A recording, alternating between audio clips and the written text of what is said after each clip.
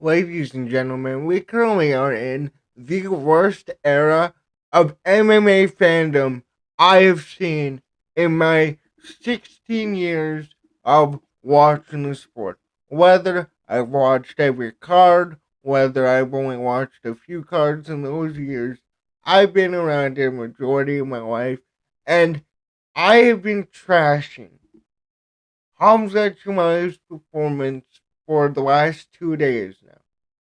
And now the same fans that have been going after me and MMA Guru, I brought this up just because I want you guys, if you haven't already, go watch the Mighty Guru show. It's really good. Again, I think Demetrius Johnson is one of the best minds ever graced MMA. I think MMA Guru, as far as this whole internet MMA fandom YouTube sphere, is one of the best to do it. His engagement on his videos is unbelievable. Whether you're a fan of him or not, doesn't matter. This guy knows what he's doing in this space. But go check him out.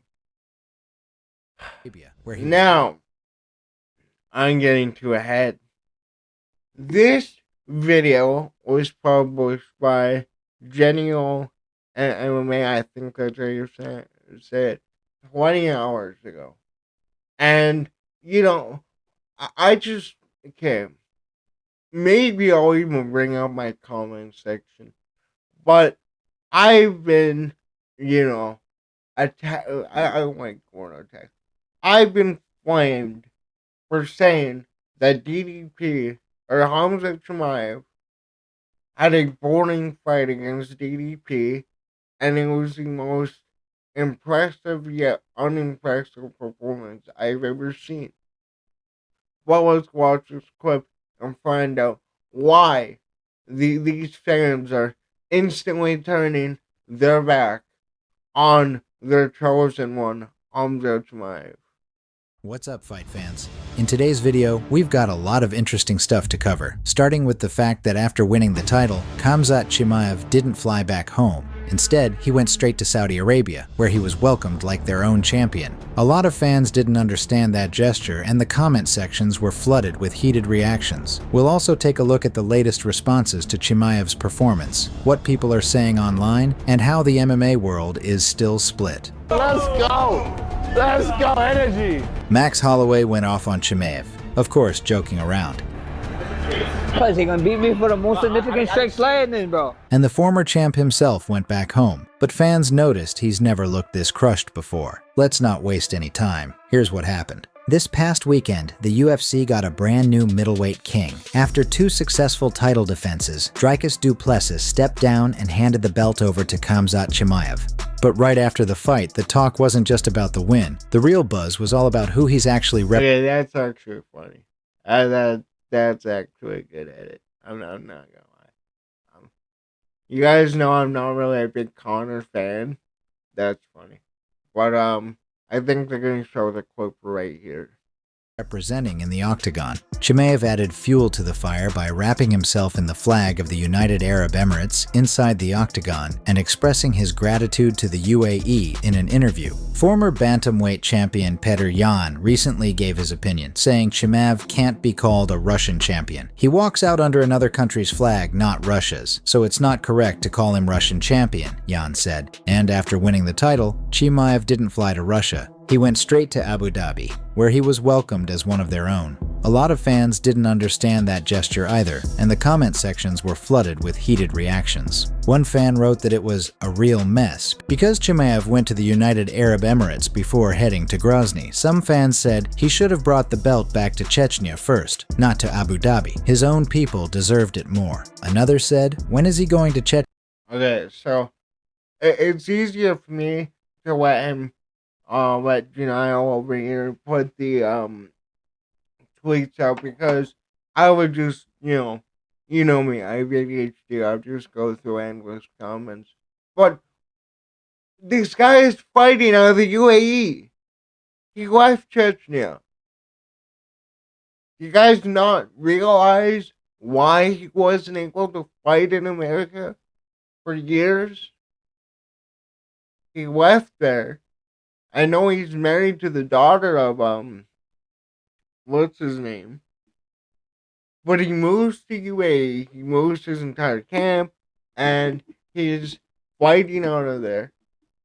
And again, this guy is a businessman, not just a fighter. Moving to the UAE, the guy is making a shitload of money. On top of being a mega star in the UFC, potentially becoming the biggest star in the sport, we're really going to go off on him for going back to the country that he was training in instead of his home country. And again, he's probably going to be out until 2026. I'm pretty sure he'll fly out there with, the next 5, 6, 7 months. He's going to stay out. I know he's not going to a fight camp. But really, we're going to go after Khamzat Chimaev for not going back to Chechnya. Well, if I say anything of, wow, he could have done more on the ground. He could have went for submissions. This fan base sucks, dude. It sucks, man. I'll play a bit more of this video. Chechnya, Kadyrov's son, still needs his photo shoot with the belt. Some even accuse the UAE of using him, with one comment reading, "Forget the UAE, they're just taking advantage of my guy." Others pointed out the money side of it. He made more cash from the UAE government than the UFC paid. Exactly, dude. This guy is making the best moves for him. I don't know. There's this weird thing with, these fighters who shave their mustache and they come from a certain region. They get these type of fans. Well, not fans of the again. I'm not gonna go that far, but they're not solely fans of the guy for what he does in the tape. It's purely off of he's the same thing as they are. And it's one of the biggest things I hate about media, period. Because you can never just be objective and say, the fact without anybody getting hurt about politics, religion. It's so annoying. Why am I here defending Khamzat Chimaev for going back to the country that he was training out of, that he was living out of? Paid him, one fan claimed. Another wrote, "That country hasn't really done anything for him. If anything, he should be showing respect to Sweden, the place that gave him safety and a new life away from Kadyrov's influence."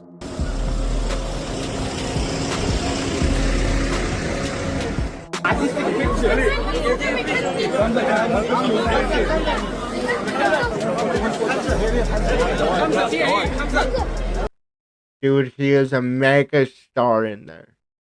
Do you see that? He is a mega star in Chechnya. He's a businessman. I want to point that out. This is business, right? This is about money at the end of the day. Those people adore him.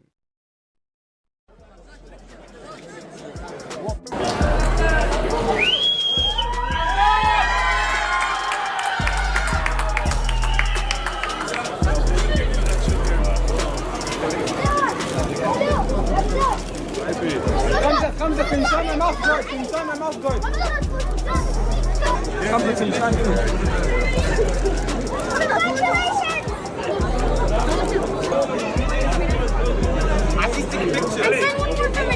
Khamzat, can I have one picture?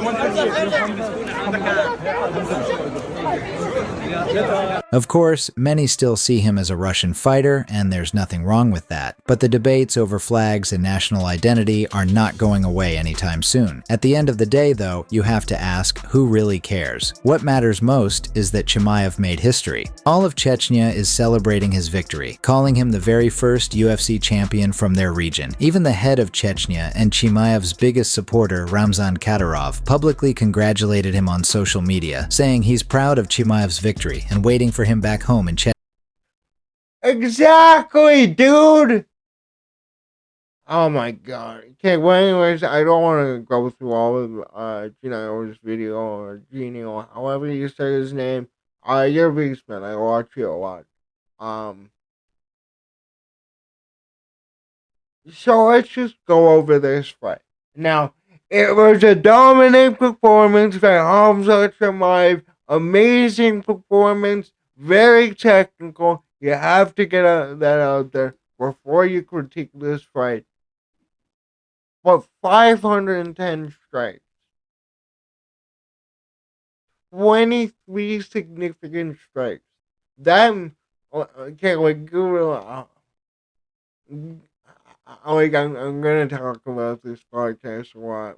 But, like, Guru made an excellent point where out of 510 shots, the judges went, that was a big one. Like, why is it I can't critique his performance? But if I was here going after a guy who flew back to where he came from to come in to fight, I don't get it, man. We live in such a stupid, stupid world now. I hate social media. I hate the whole political politicization. Um, I do believe in a higher power than that. Boy, I do not like how this sport has been completely taken over by these fans that are like, oh my man, oh look at the cage hold, man. Oh my god, 10 minutes of cage holding, or man, 3 minutes of control time. Yeah, man. Insane domination. Which just was dominant. But he wasn't advancing position. He wasn't threatening submissions. Not a single submission attempt. That's what I'm saying. That's what we're saying here with this fight. But again, so you can critique him going back to the UAE, which I got in trouble for saying it was Saudi Arabia. I don't know. I don't know anymore, man. Whatever. You get my point. He's going back to where he's been fighting out of, where he's, been given a lot of money, living the best life he can. Shout out John Jones. I don't get it, dude. I really don't. Was he okay? Wasn't tired. No. Okay. Let me pause it. Yeah.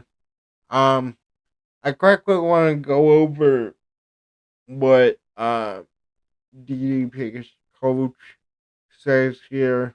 Um, there's this one. I'm trying to work through the video. Now, okay, I know what I want to stop now. So this is the big one here I saw. Lucas Tracy losing his mind over it, but this is DDP's coach talking about no breaks in the referee until later on in the fight when nothing was happening but little, pitter patter shots from Hamza Chimaev. Trying to make, because we couldn't really hear what you were saying to Drickus in between the rounds. So after the first round, the very first thing I asked Drickus was he okay? Wasn't tired. Obviously, with trying to fight somebody who wrestles that hard, your arms pump up quickly. He was 100% okay, and we actually laughed about it, me and him in the corner, because I said to him, "Okay, this is the very best he's got.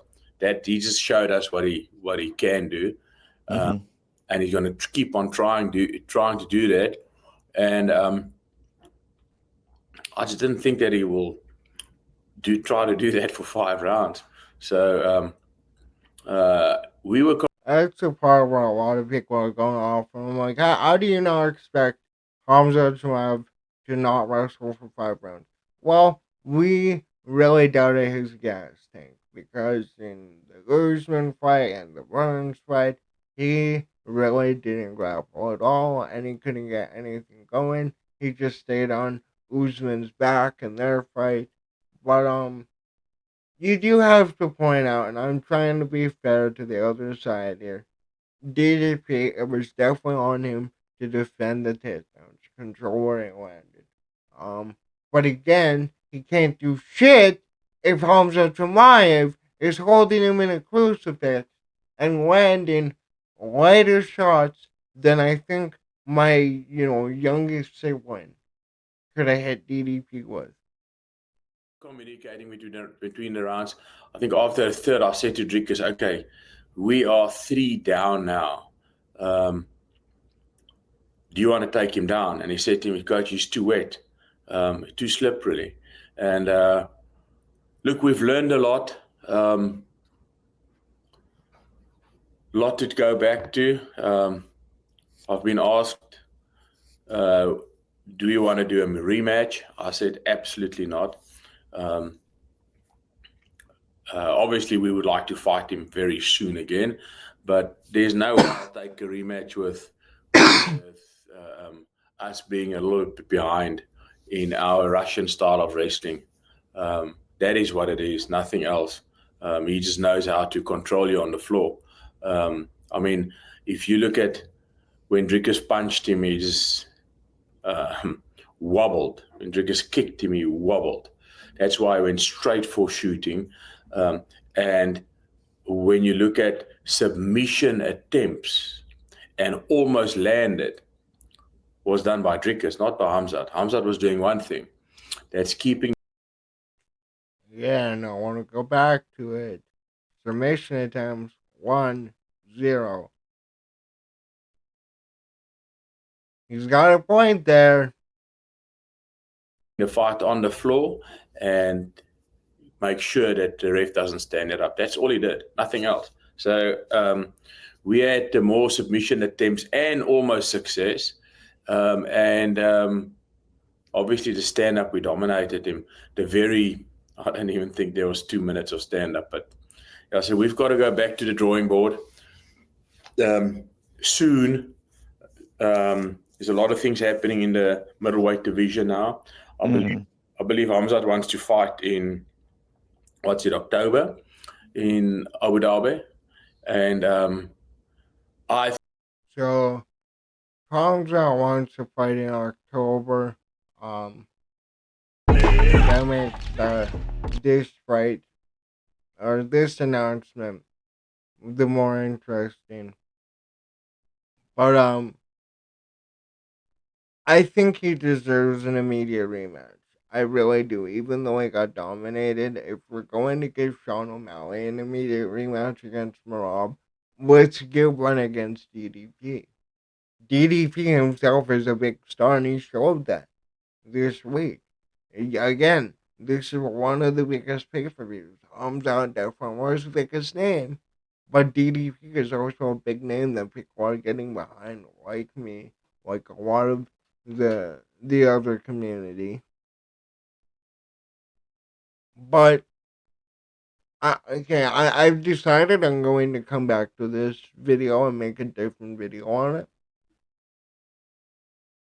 The one thing that I want to stress with this fight was that although Hamza Chimaev impressively controlled DDP, there was no damage.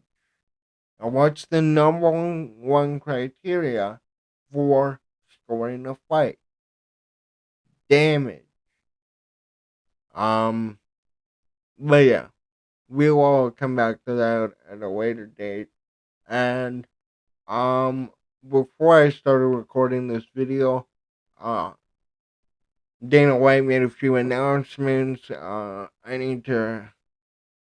Somebody commented here. When does the UFC start? 306. Shout out. What's your name? shout out Sammy Hater 72 with saving my time and your time. But this was uploaded not even like right before I start recording this video. But let's play it. UFC Vancouver, October 18th at the Rogers Arena in Vancouver, Canada. We're coming back October 18th. Tickets go on sale tomorrow. In the main event, it's a 5-round fight between middleweight contenders Rainer de Ritter and Anthony Fluffy Hernandez. De Ritter is ranked number 5, came into the UFC, a former 2-division champion and 1 championship. He's undefeated in UFC, and obviously he's beat Bo Nickel, former champ Rob Whittaker. This dude has fought 4 times this year, and he's looking for his 5th win in 2025. I love guys that fight that much. I love it. And he's taking on 6th ranked Anthony Fluffy Hernandez. Fluffy's on an 8-fight win streak 2 weeks ago. He had an incredible performance of the night win over Roman. 12 of his 15 wins have come by finish. That is a badass fight. And obviously next month in Paris, we have another top middleweight contender fight between number 2 ranked Imavov and 7th ranked Bohalyo. And then Vancouver is a few weeks later. We'll see how this whole thing plays out. And we're going to end up with a middleweight challenger for Khamzat Chimaev's title that he just won. So these fights have massive implications. In the co-main event, number 7. All right. So there you have it. Dana White laid out what's next for the brand new middleweight division. Damn, they actually updated it. No, I hate to see it. But like you got Imavov who's going in against Caleb Barala. You now have Anthony Hernandez versus Rainier de Ritter. Sean Strickland lost to shot at the belt. Israel Adesanya.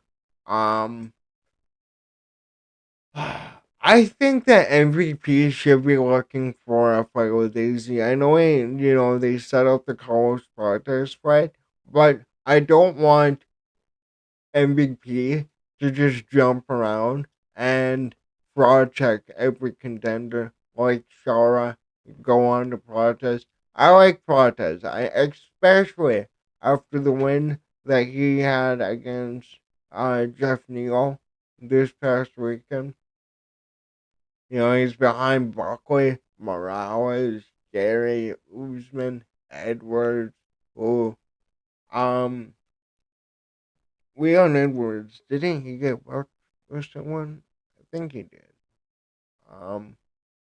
But yeah, I don't know why I'm talking about welterweight, to be honest. But the one thing that I want to see from Khamzat Chimaev, and if he's fighting in October, he's doing exactly what I want him to do, and that's activity. And part of the activity has been that visa issue that he's had for years. But let's say he fights Anthony Hernandez next. Well, I'm assuming they would go with whichever fight would be first. But let's just say, for the sake of argument, he ends up fighting Imavov, which I'm pretty sure he faced Imavov early on. I could be wrong about that. But this division has a lot of killers in it. And these are a lot of big fights. And I think that the most important divisions in the UFC would probably be lightweight to middleweight. I feel like these 3 divisions, featherweight is always good, right? We got Volk up there. But like, you look at the names in these divisions, a lot of these guys can move up to welterweight, can move up to middleweight. And I feel majority of your stars are going to come out of here. Now, with Khamzat Chimaev, you have to factor in that all the hate that he is getting now after this performance makes him a star. It makes him the heel, right? But again, I want to see him, if he's going to fight like this, I want to see him active. And, for a guy like Khamzat Chimaev, rounding out your striking and becoming a striker, going back to knocking people out, man, that would be big. Again, I don't want to see the same thing happen with Hamza that happened with Israel Adesanya, where he had all these incredible wins, which he won the belt incredibly, same as Izzy, right? But I don't want to see him close. I don't want to see him, just controlling people. I want him to be the killer that he says he is. I give you everybody, actually kill them. Not really. Not actually. That's not what I'm saying, YouTube. But you know what I mean. Go for the finish, right? Um, I don't know, man. It's just I feel like part of it is, where the sport is going, but the one thing I want to stress with fans is that you don't need to be an MMA purist and defend non-action. You can point out that Hamza Chimaev dominated Dricus, but you can also point out he only landed 50 significant strikes out of 500, and he didn't threaten a submission. That's kind of the point, but I don't know. Apparently, you know, actively not trying to fight is okay, but the moment you go back to, the UAE where you've been fighting out of for the last, year or however long it's been, I don't know, man. MMA community, we are a bunch of losers too, but I definitely think this middleweight division it's absolutely stacked. By far the best middleweight division I have ever seen in my 16 years watching the sport. And even back when middleweight kind of got good when Weidman came up and all the Strike Force guys and that.